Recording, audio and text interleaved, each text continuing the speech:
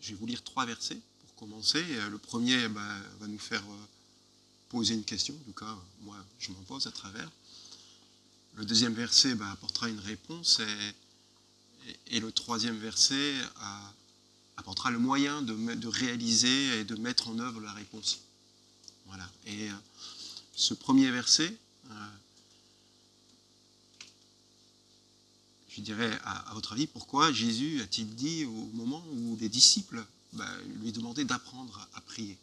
Les disciples, ils avaient observé Jésus et je pense qu'ils devaient se poser beaucoup de questions, mais d'où lui vient sa puissance, son assurance, etc. Mais ils avaient donc observé aussi qu'il avait beaucoup de moments de prière et que cette prière lui donnait un impact. Et ils ont compris que là, il y avait une clé. Et la seule chose qu'ils lui ont demandé vraiment à Jésus de lui expliquer de façon, voilà, je dirais officielle, en tout cas relatée dans les évangiles, c'est mais apprends-nous à prier. Apprends-nous à prier. Et juste avant ça, juste avant que Jésus donne le Notre Père, au verset 6, non, verset 8 du chapitre 6 de Matthieu, et Jésus leur dit, après tout, Dieu est votre Père, il sait ce qu'il vous faut avant que vous lui demandiez. Ce qui peut sembler tout à fait paradoxal, parce que il va leur dire comment prier, puis il dit juste avant, mais le Seigneur, il sait ce que vous voulez, donc à quoi ça sert de prier? Honnêtement, moi, si j'étais pas chrétien, maintenant je commence à comprendre que je comprends pas tout, et que le Seigneur est souverain et qu'il sait ce qu'il fait, mais si j'étais pas chrétien, je dirais, mais comment un Dieu d'amour peut-il, alors qu'il sait ce que veulent les personnes qu'il aime, attendre qu'on lui exprime son souhait alors qu'il le sait. Enfin, moi, je ne sais pas, quand je comprends que Anso attend de moi quelque chose et je le comprends vraiment fort, par amour pour elle, je fais cette chose sans lui attendre qu'elle demande, qu'elle me le... je dis, t'avais qu'à me le demander. Ça fait X temps que j'aurais aimé que tu fasses ça, mais oui, mais j'attendais que tu me le demandes. Et je trouve que ce serait peut-être pas trop une preuve d'amour que de faire ça. Et c'est vrai comment un Dieu d'amour, je trouve ça un peu presque arrogant ou prétentieux ou dominateur. Ils disent, j'attends que vous me le demandiez. Je sais très bien. Je dis, mais est-ce que tu m'aimes? Enfin, tu voyais bien que moi, je ne savais même pas que ces choses-là, je vais te le demander. Et tu voulais que je le formule. Et oui, et alors ça, c'est une question qui est... Enfin, je ne sais pas si vous l'êtes posée, que je trouve pertinente en tout cas. Et la réponse, donc voici la question, la réponse, on l'a en Genèse 1, 28, 29, plutôt 28, puis il les bénit en leur disant, ayez des enfants, devenez nombreux, peuplez toute la terre et dominez-la. Et Dieu nous donne un ordre, une mission, un mandat, c'est de dominer la terre. Et alors ça a à voir quoi avec le premier verset? C'est que,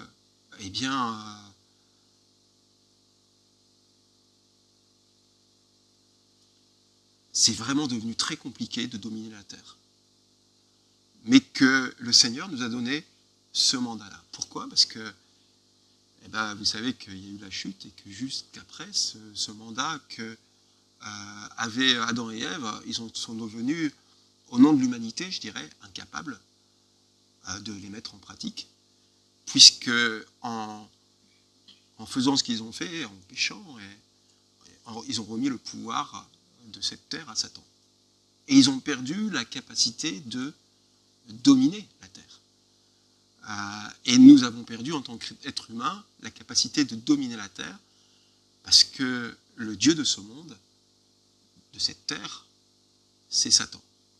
La Bible nous le dit. Je prends par exemple dans 2 Corinthiens 4, 3, 4. Sans doute, malgré tout, cela, notre évangile demeure-t-il voilé et obscur pour certains, mais à présent, le voile est dans leur cœur et il ne reste que chez eux, que chez ceux qui courent à leur perte, ceux dont le Dieu de ce monde a aveuglé l'esprit, obscurci l'intelligence à cause de leur incrédulité. Et donc, le Dieu de ce monde, il s'agit bien de Satan. Il est écrit aussi dans 1 Jean 5, 19, nous savons que nous appartenons à Dieu et que le monde entier est au pouvoir du mauvais. Voilà. Et pourquoi Dieu attend de nous des prières? Parce qu'il attend que par la prière, eh bien, nous accomplissions la mission de dominer sur la terre. Cela est possible aujourd'hui. Vous savez que Jésus est venu, on en a parlé, qu'il est venu pour notre salut, pour notre félicité éternelle. Il est venu aussi pour rétablir le royaume des cieux, et son royaume, enfin, voilà, sur terre. Et il nous a donné ce mandat, il nous a donné au départ, c'était dans les intentions, dans le plan de Dieu, de donner aux êtres humains d'agir et de dominer sur la terre.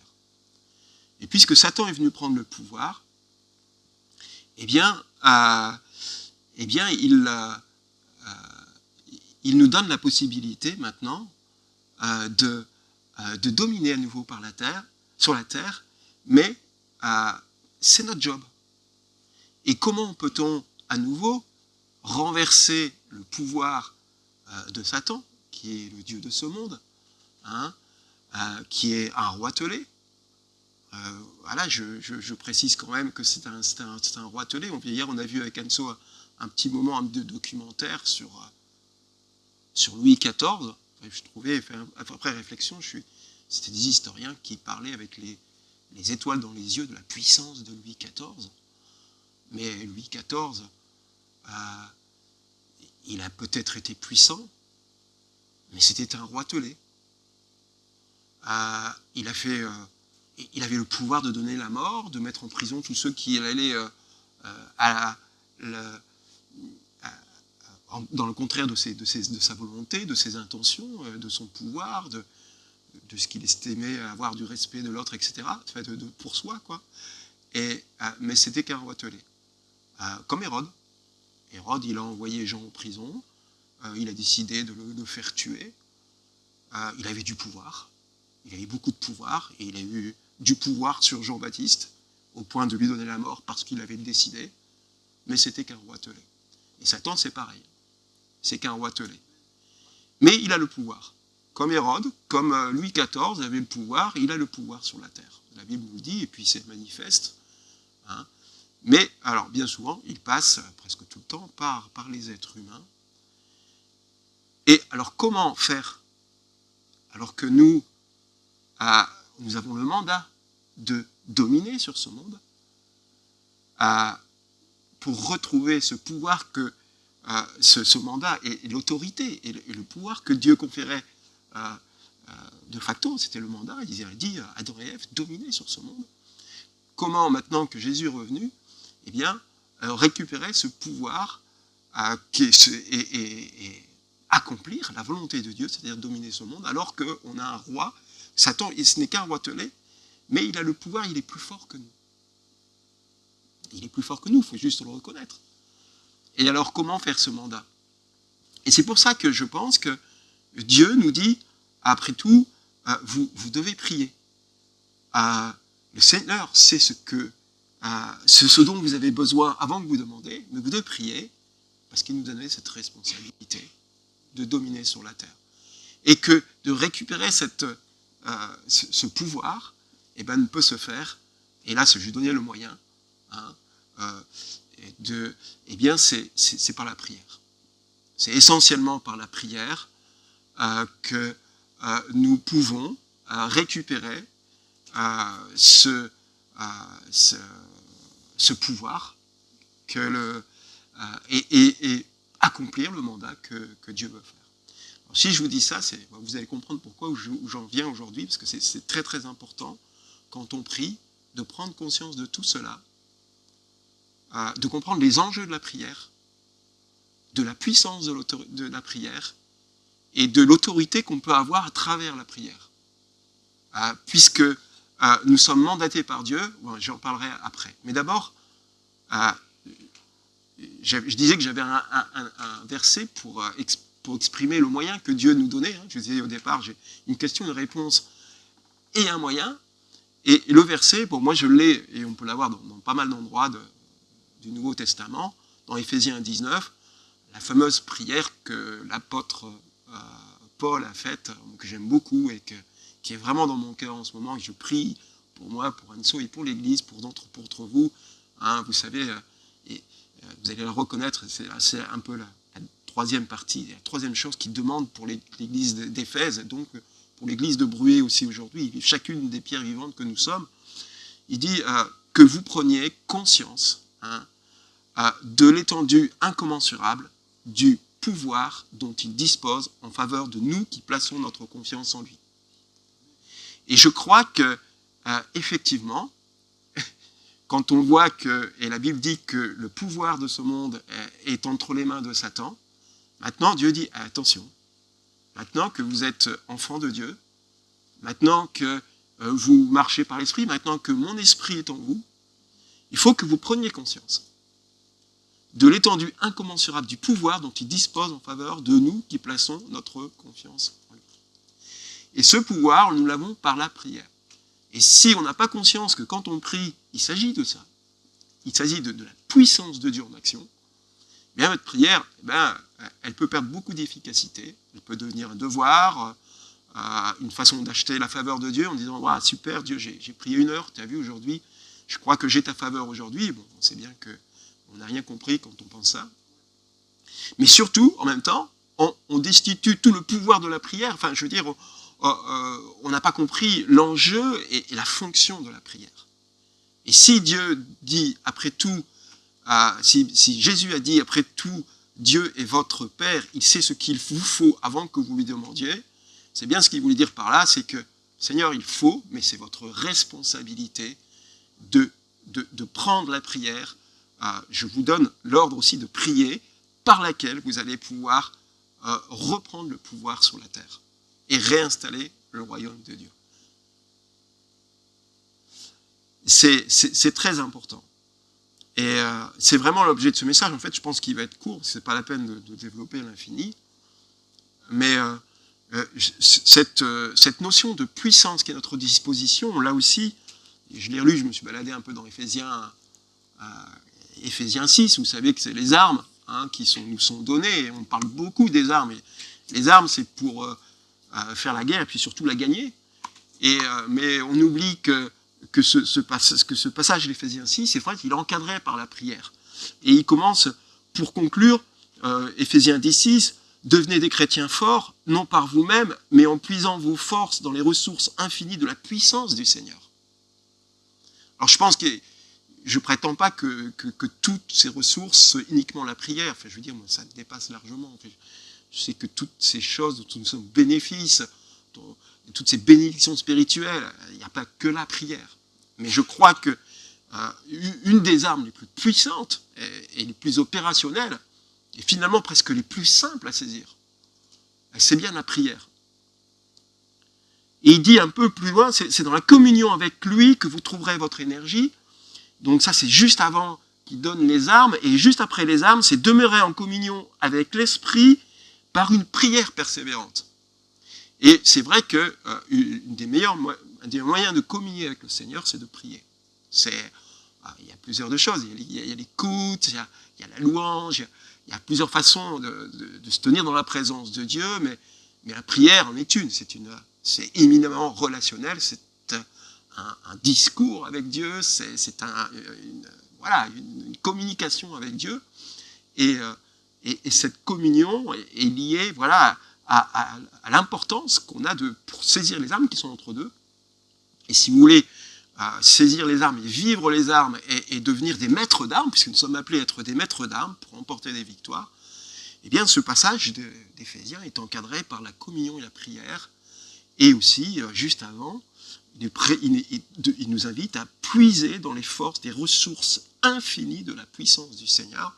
Et je vous parle justement de la puissance infinie de la prière. Et c'était, je crois, vraiment une arme fondamentale que Dieu nous invite à saisir. Et puis, quand on lit tous les épîtres de Paul, on ne peut être que convaincu de ça. Et Paul, qui était quand même pas le dernier homme de Dieu, on considère que ça a été un des hommes les plus remarquables, son ministère en puissance, eh bien, à quel point il accordait d'importance à la prière, ça revient dans tous les épîtres. Je prie la nuit, et quand il commence quand il commence un épître, il raconte tout de suite que je rends grâce à Dieu dans mes prières, et puis je prie pour vous. Dans Éphésiens, dont je viens de vous lire un passage, c'est la prière d'Éphésiens. Il y en a partout, hein, et l'apôtre Paul demandait la prière pour lui très régulièrement. Dans Éphésiens, d'ailleurs, 6 aussi, hein, je veux dire que si on va un petit peu plus loin, dans Éphésiens 10, il dit, pensez aussi à moi et demandez à Dieu qu'il m'accorde la liberté et le courage d'annoncer l'évangile. Et c'est vrai que moi, quand j'ai préparé ça, j'ai dit, mais ce matin, je vais demander à mes frères et sœurs de prier pour moi avant, parce que cette prière est efficace et puissante, et elle donne de la puissance de ce fait à la prière. Je pense que c'est une suggestion que je dis comme ça, mais pourquoi toute l'Église, on ne prendrait pas un temps avant que le prédicateur se mette à parler, qu'on prie ensemble, parce qu'elle est puissante et efficace, elle a une puissance infinie. La prière est absolument fondamentale, donc on a compris que c'est le moyen que nous donne le Seigneur pour opérer, pour faire descendre Dieu sur terre, en fait, ni plus ni moins. Et de rétablir le royaume de Dieu, on le fait par la prière. Celui qui ne prie pas, je vais aborder quelques points hein, pour appuyer ça, il est important, celui qui ne prie pas travaille malgré lui pour l'ennemi. Je dis souvent en prêchant que, vous savez, dans le combat spirituel, il n'y a pas de Suisse. Il n'y a pas de pays neutre. Dans les penseurs aujourd'hui, les pays neutres, c'est les agnostiques. Vous savez, les agnostiques, ils disent agnos, c'est la connaissance et le savoir. Agnostique, c'est un préfixe qui enlève. Donc, ça veut dire, oui, on n'a pas la connaissance, donc on ne peut pas connaître vraiment Dieu. Et quelque part, voilà, c'est vraiment dans l'esprit de ce monde, et peut-être prétentieux que les chrétiens disent, oui, il faut faire ça, il faut faire ci, moi je prétends connaître Dieu, etc. Les chrétiens, oui, ils disent, oui, moi j'apprends à connaître Dieu, je connais Dieu, mais je ne connais pas entièrement, mais je ne crois pas que tu as compris. Mais les agnostiques, ils disent, ils bottent en touche en disant, oula, ouais, bon, moi je prends une distance par rapport à l'Église, je trouve qu'ils ont des discours un peu radicaux, mais je ne suis pas athée parce que je suis tolérant et je ne rejette pas, mais j'estime qu'on n'a pas assez de connaissances aujourd'hui pour déterminer avec suffisamment d'assurance que Dieu existe et qu'on doit obéir aux préceptes. Voilà. Et ils bottent en touche. Je veux dire que ça, Satan se régale. Satan se régale, ça c'est le pays neutre, c'est la Suisse. C'est la Suisse. Hein. Je tire pas, je flingue pas sur l'Église, voilà. Et puis, mais en même temps, voilà, je ne me radicalise pas et je suis sur la retenue. Et oui, peut-être, je respecte ton opinion, etc. Ça, c'est le pays neutre. Et là, on sert Satan. On sert Satan parce que celui qui ne prend pas par la prière et qui ne rentre pas dans le combat, parce que Satan est plus fort que les agnostiques. Et ils sont un peu naïfs, spirituellement, je parle. Et voilà. Et alors, je ne sais plus pourquoi, mais moi, j'ai mis une fenêtre qui vient de se mettre sur mon message. Je ne sais pas ce qu'il faut vraiment faire. Je ne veux pas partir, ça y est. Et alors voilà, je ne sais plus pourquoi je disais ça. Oui, voilà, celui qui ne prie pas travaille malgré tout pour l'ennemi. Et le chrétien qui ne prie pas, j'ai lu des statistiques sur les pasteurs des grandes églises évangéliques aux États-Unis, ils sont tellement chargés qu'ils ont très, très, très peu de temps de prière. Enfin, j'ai eu du mal à le croire quand je l'ai vu, quoi. Et ces gens travaillent malgré eux pour l'ennemi parce qu'ils travaillent avec leur conception des choses, mais jamais ils convoquent la puissance de Dieu dans leurs œuvres, dans leurs pensées, dans leurs discours, etc. On peut faire des très belles choses. Humainement, les églises, on peut bâtir des très belles églises humainement, qui fonctionnent super bien, qui se remplissent, mais où on n'a pas actionné la puissance de Dieu en convoquant par la prière la puissance de Dieu dans nos vies. Et voilà. Et donc, celui qui ne prie pas travaille pour l'ennemi. Il faut faire très très attention à ça.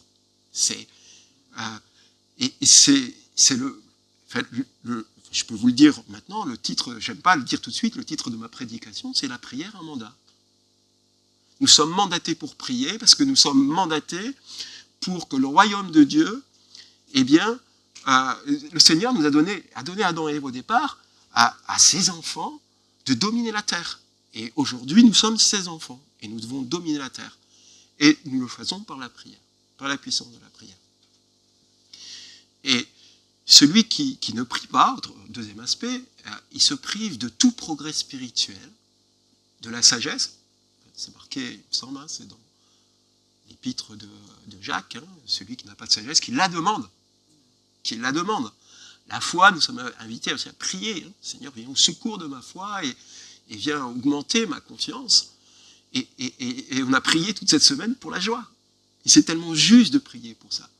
On voit bien que souvent on manque de joie. Et alors comment faire? On imite les joies du monde. Voilà. Et c'est ce qui se passe dans pas mal d'églises. Par la louange, les sentiments, les trucs, et des trucs et astuces. Il y a plein de trucs et astuces qui sont issus du monde, qu'on utilise dans l'église aujourd'hui pour faire venir la joie. Mais la vraie joie, elle ne vient pas de ça. La vraie joie, elle vient d'un salut profond ressenti, d'un amour et d'une connaissance de Dieu, de qui il est, de cette élection qu'il a fait de nous. Mais pourquoi toi, Seigneur, le Dieu de l'univers, on comprend petit à petit les enjeux. La joie, elle vient de ce qu'on connaît Dieu, de ce qu'il a fait pour nous et qu'on l'a au fond de nos cœurs. Et bon, pas de tous les artefacts qu'on met dans l'église et qu'on trouve dans le monde pour soulager. Je ne dis pas qu'ils ne vont pas soulager la douleur, etc. Mais la quête absolue, si la quête absolue de l'église devient de soulager la douleur de ses membres, eh bien, là, on ne saisit pas la vraie nature de la joie. Et donc, celui qui ne prie pas se prive de tout progrès spirituel, sagesse, joie et du fruit de l'esprit aussi. J'espère que vous priez pour vous, pour le fruit de l'esprit, pour le faire grandir. Si vous ne le faites pas, Dieu sait que vous en avez besoin, c'est ce que disait Jésus.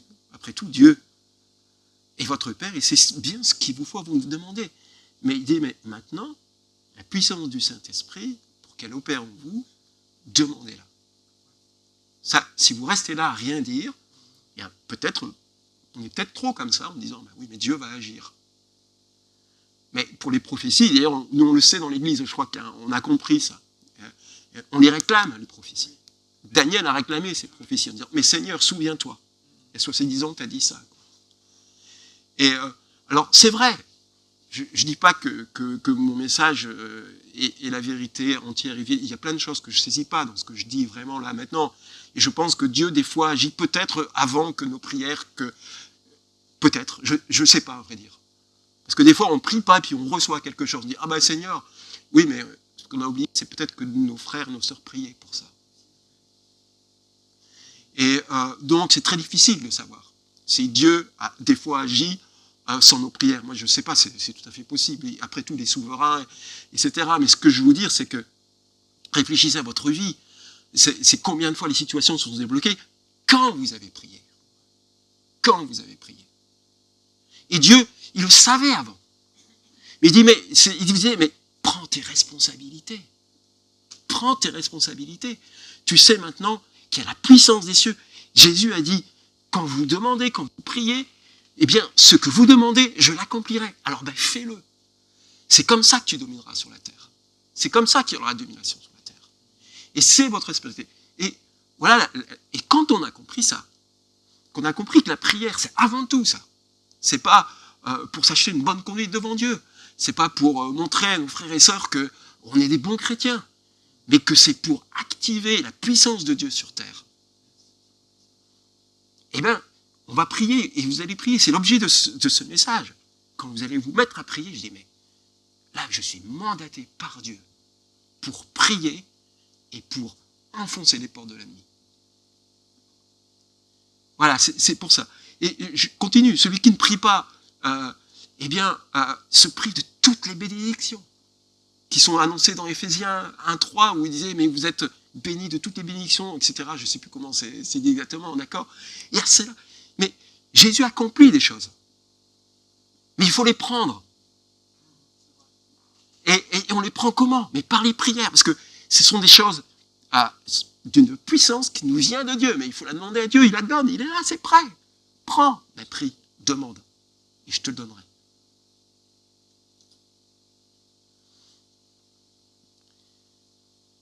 Et enfin, je dirais, dernier petit point, si on ne prie pas, celui qui ne se prive pas, il se condamne à de rester une marionnette de Satan.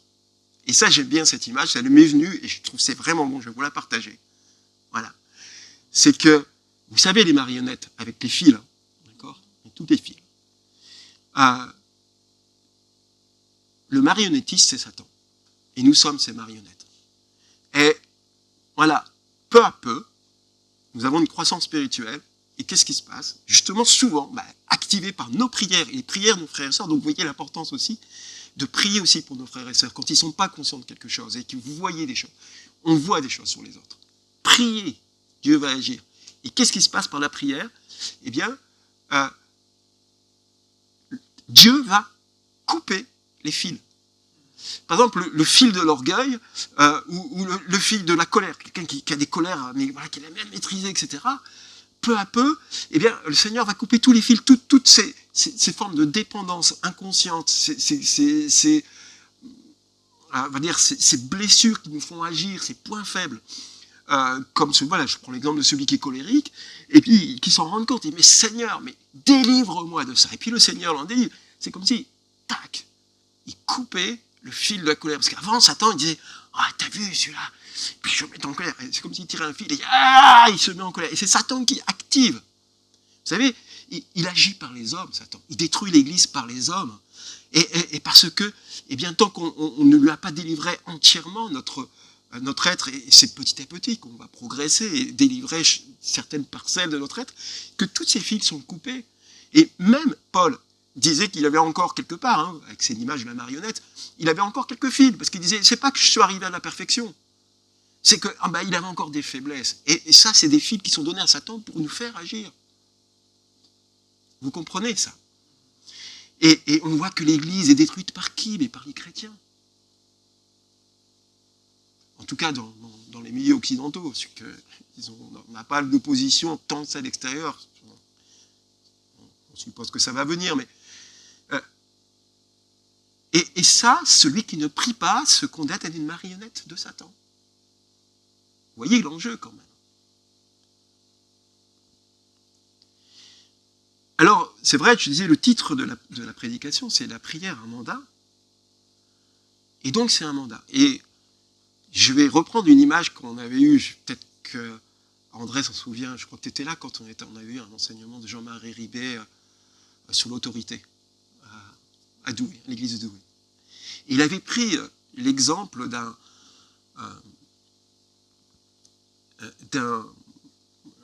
agent de police, tout frêle, 50 kilos, en plus pas en forme, il est agrippal, il n'est pas bien, et il arrête un 38 tonnes sur le bord d'une autoroute, parce qu'il a enfreint un règlement, etc.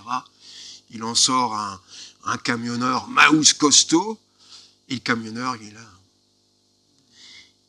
Pourquoi? Parce que ce petit policier tout frêle, il a revêtu d'un uniforme qui rappelle au camionneur qu'il est mandaté par l'État pour respecter les règles. Et le camionneur sait que s'il enfreint les règles et s'il enfreint le respect qu'il doit à cet agent de l'État, il va avoir de gros problèmes. Parce qu'il s'attaque à l'État. Et qu'il peut non seulement avoir des amendes augmentées, mais se retrouver en prison et qu'on ne rigole pas quand on atteint à la sécurité et au respect d'un agent de l'État. Il est mandaté. Et bien nous, c'est la même chose devant Satan. Le Seigneur nous mandate. Il nous couvre d'un vêtement qui nous confère l'autorité. Et Satan le sait très bien. Il est mouse costaud que nous. Ce camionneur, il pourrait lui donner un hypercute au pauvre petit gendarme, il se retrouvait par terre, mais il ne le fera pas parce qu'il sait à qui il s'attaque. Il s'attaque à l'État. Et Satan, c'est que quand on active la prière, pour laquelle nous sommes mandatés, où Jésus nous dit, Vous allez faire ça. Et quand vous allez faire ça, ça va s'opérer parce que je vous donne ma puissance. Et bien, dans ce mandat, puisque vous êtes mandaté, Satan, eh bien, il se recule. Vous enfoncez les portes de l'ennemi par la prière. Que ce soit pour vos problèmes personnels, vos progrès spirituels, pour toutes vos problématiques familiales, professionnelles, et aussi celles de vos frères et sœurs dans l'Église, et aussi celles des personnes que le Seigneur vous a mis à cœur à l'extérieur de l'Église. Quand vous priez pour eux, vous êtes mandaté pour instaurer la puissance de Dieu dans la vie des gens pour qui vous priez la vôtre. Et votre prière a une réelle puissance. C'est Dieu qui vous la donne, qui vous mandate, qui vous ordonne de la faire, et c'est le moyen par lequel le royaume des cieux s'établit sur terre et l'autorité de Dieu est rétablie sur terre. Il nous demande de le faire. C'est ça la prière. C'est ça l'enjeu de la prière. Et si on n'a pas compris ça, on passe à côté de sa puissance, et quand on prie, on devient des agents du Seigneur extrêmement puissants. C'est la puissance de Dieu en nous, pas nous qui sommes puissants, mais nous actionnons ça. Donc, cette image, voilà, je vais conclure ce message-là, ce mandat donc revêt trois aspects pour conclure. C'est un ordre de mission. C'est un ordre de mission. Et on ne peut pas prétendre servir et aimer Dieu si on néglige la prière. Jésus dit bien que celui qui m'aime, c'est celui qui m'obéit et qui fait ce que je lui demande. Et la première chose qu'il vous demande, c'est de prier. C'est pour ça qu'il a expliqué, et il a non seulement montré, mais il l'a expliqué, et pour ça aussi Paul insistait beaucoup. Parce qu'il avait compris que c'était la clé de la victoire. La deuxième chose sur ce mandat, c'est que tout mandat implique une autorité, sinon elle est soit une imposture, soit une rigolade. Et il faut savoir que quand on prie, je viens de le dire plusieurs fois, mais j'insiste pour conclure, c'est que vous actionnez l'autorité de Dieu et qu'il nous confère son autorité, en fait. D'accord ? Mais c'est bien sûr la puissance de Dieu et son autorité absolue. Parce que lui, il est le roi absolu, c'est pas un roi telé. C'est pas Louis XIV, c'est pas Hérode.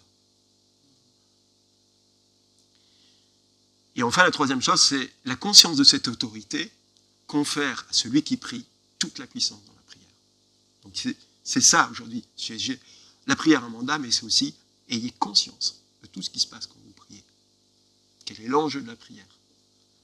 Voilà ce que j'avais à vous partager ce matin pour que votre vie de prière, je sais que vous êtes des hommes et des femmes de prière, que vous passez du temps dans la prière, mais je crois que ça va donner beaucoup de puissance dans la prière. Et ce que j'avais à vous partager ce matin. Voilà, Seigneur, je te rends grâce. Je te rends grâce pour cette vérité, pour ton plan parfait, par la prière pour l'Église. Et je te demande vraiment que ces paroles puissent tomber dans les cœurs, et non seulement tomber dans les cœurs, mais perdurer. Je dirais que ce ne soit jamais oublié. Qu'à chaque fois que mes frères et sœurs prient, qu'ils aient conscience de tout ce qui se passe là. Que cette prière, qu'ils aient la joie et qu'ils aient aussi la force et la joie de sentir qu'ils sont des serviteurs du Seigneur qui font bouger les lignes. Et qu'on active ta puissance. Et ça, c'est incroyable, Seigneur, que tu nous aies choisis, nous, pour ça, Seigneur. Mais c'est juste la vérité. Alors, nous te rendons gloire et merci pour la puissance de la prière qui va s'opérer dans cette Église au nom de Jésus. Amen.